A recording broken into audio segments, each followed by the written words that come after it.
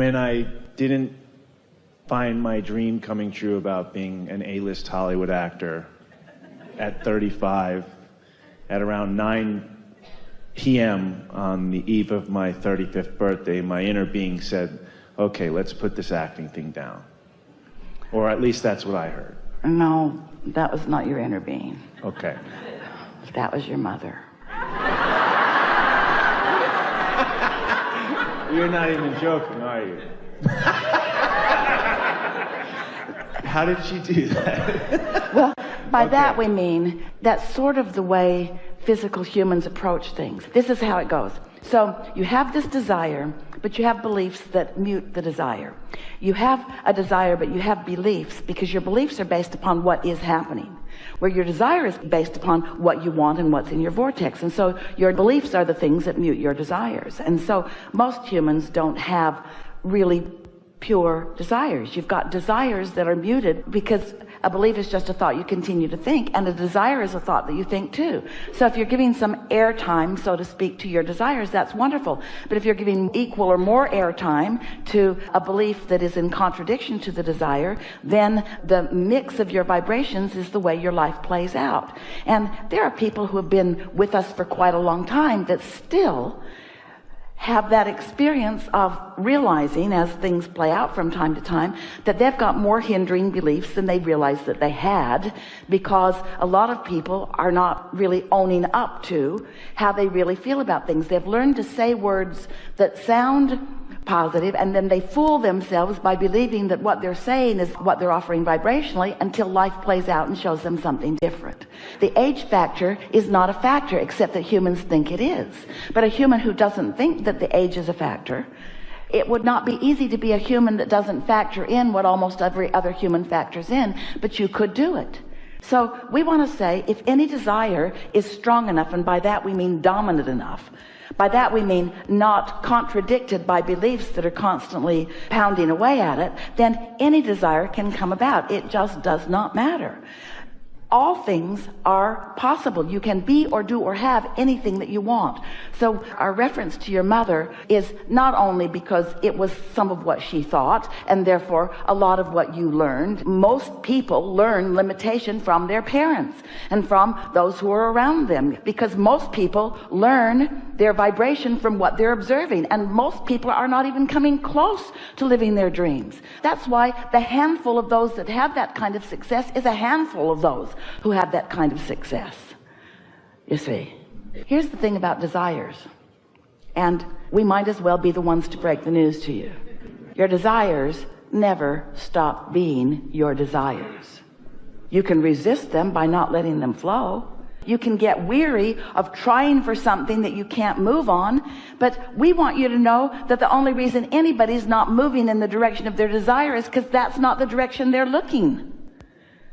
Most people are so busy telling the story of what was, or even the story of what is, that they hold themselves in a vibrational frequency that doesn't let them have the satisfaction of moving in the direction of their desire.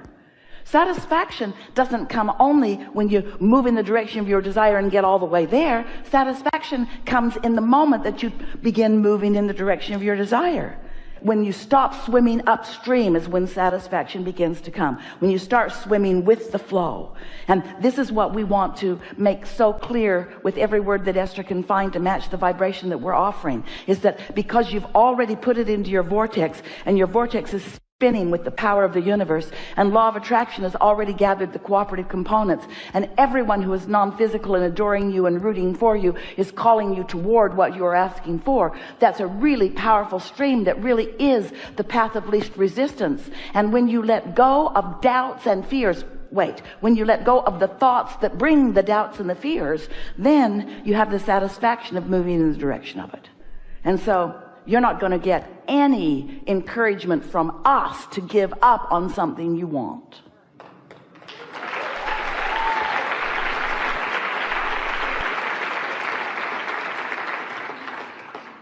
Just quickly, please tell Esther that is the most amazing blouse. It contains several shades of my favorite color, which is cobalt blue, and it's just breathtaking. She chose from 5 things that she brought this morning.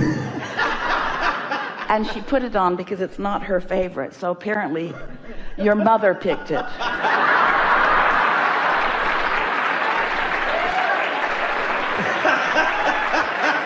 It's a little too tight in the arms for Esther's comfort.